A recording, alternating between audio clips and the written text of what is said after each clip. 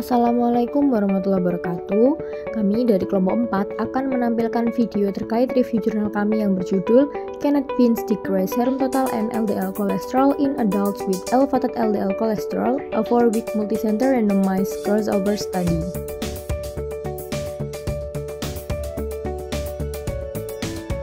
Ikut merupakan anggota kelompok kami yaitu adalah Aisyah Devina dengan NIM akhir 010, Aulia Friska dengan NIM akhir 037, Anissa Firdatul dengan NIM akhir 038, Nadia Faras dengan NIM akhir 040, Karin Atia dengan NIM akhir 052, dan Dinda Nadia dengan NIM akhir 055. Selanjutnya adalah penjelasan dari kelompok kami. Selamat menyaksikan. Penyakit kardiovaskular merupakan masalah kesehatan yang kritis dan penyebab utama kematian di dunia.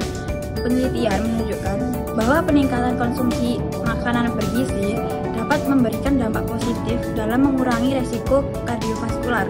Seperti kacang-kacangan merupakan sumber makanan yang kaya akan nutrisi seperti serat, protein, dan mikronutrien yang tinggi. Tujuan penelitian ini yaitu mengukur efek konsumsi kacang kaleng dalam dua jumlah harian, yaitu sebanyak 1 cangkir atau 180 gram dan setengah cangkir atau 90 gram terhadap biomarker lipid dan glikemik pada orang dewasa dengan LDL yang tinggi dibandingkan dengan kontrol nasi putih. Selanjutnya yaitu metode. Studi ini melibatkan 78 peserta dengan kriteria inklusi yaitu usia minimal 18 tahun, BMI antara 18,5 hingga 35 kg per meter persegi, dan kadar LDL kolesterol dalam rentang 3 hingga 5 mmol per liter.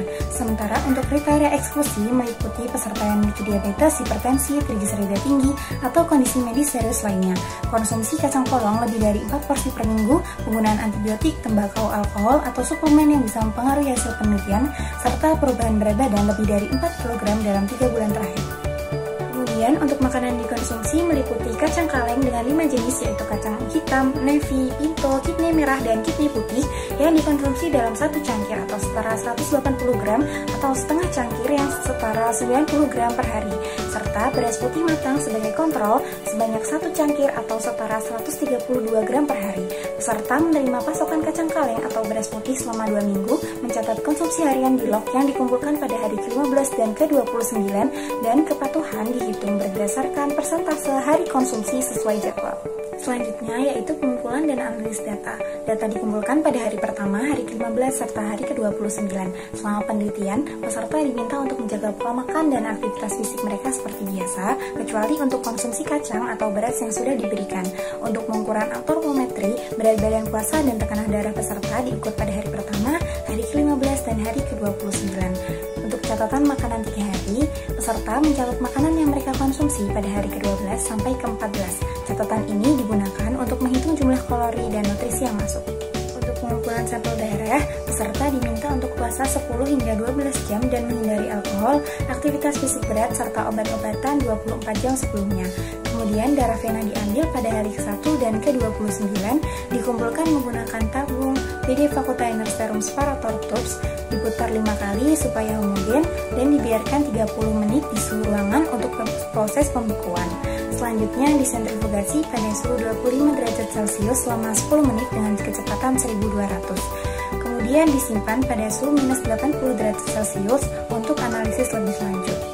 Untuk analisis sampel darah, kolesterol total, HDL, trigliserida, dan glukosa dianalisis menggunakan analyzer otomatis. Selanjutnya, untuk analisis statistik, data dianalisis menggunakan software SAS dan hasil dianggap signifikan jika nilai P kurang dari 0,05. Analisis meliputi uji ANOVA berulang, uji ANCOVA, dan uji UTOKE untuk membandingkan data antar kelompok. Berikut ini merupakan komposisi energi dan nutrisi dari kacang kalengan dan nasi putih. Tabel ini mencantumkan berat energi, protein, lemak, karbohidrat, dan serat makanan dari setiap varietas kacang-kacangan, yaitu kacang hitam, kacang navy, kacang pinto, kacang merah tua, dan kacang putih, serta kandungan dari beras putih. Berikut ini merupakan tabel karakteristik dasar peserta. sebagian besar peserta adalah perempuan dengan presentase 56,2% dengan usia rata-rata 48,1 tahun dengan berat massa indeks rata-rata yaitu 25,9 kg per meter kuadrat dan kadar kolesterol LDL tinggi dengan rata-rata 4,15 mmol per liter. Pada tabel 3 atau tabel asupan energi, makronutrien, dan serat makanan pada hari studi ke-12 hingga ke-14 dari perawatan 1 kacang kalengan dan setengah kacang kalengan dan nasi putih selama 4 minggu. Didapatkan hasil asupan serat makanan secara signifikan lebih tinggi selama perlakuan 1 cangkir kacang kalengan dibandingkan dengan setengah cangkir kacang kalengan dan beras putih. Tetapi setengah cangkir kacang kalengan secara signifikan lebih tinggi daripada beras putih. Kolesterol dan LDL kolesterol lebih rendah pada hari ke-29 pada kelompok 1 cup of tea dibandingkan dengan kelompok white rice. Perubahan kadar total kolesterol dari hari pertama hingga hari ke-29 adalah 5,46% untuk 1 cup of bean, minus 2,74% untuk setengah cup of bean, dan 0,65% untuk white rice. Sedangkan perubahan kadar LDL kolesterol adalah 8,08% untuk 1 cup of bean, minus 3,84% untuk setengah cup of bean, dan 0,49% untuk white rice. Konsumsi 1 cup of bean yang setara dengan 180 gram dan setengah cup of bean yang setara dengan 90 gram selama 4 minggu berkontribusi pada penurunan signifikan kadar kolesterol total dan LDL pada individu dengan kolesterol LDL tinggi. Namun, tidak ditemukan efek signifikan pada glukosa darah, insulin, ataupun HOMA-IR. Penurunan yang lebih jelas terlihat pada kelompok setengah cup of bean yang menunjukkan potensi efek dosis yang lebih optimal. Kesimpulan dari jurnal yang kami bahas ialah hasil penelitian menunjukkan bahwa kacang kalengan dapat mengurangi kadar kolesterol yang lebih baik dibandingkan dengan nasi putih. Konsumsi harian 1 cangkir atau sebanyak 180 gram kacang kalengan dari berbagai variasi secara signifikan menurunkan kolesterol total dan kolesterol LDL. Penurunan kolesterol total dan kolesterol LDL sebesar 5,46% dan 8,08% secara klinis relevan dengan pengurangan risiko kardiovaskular.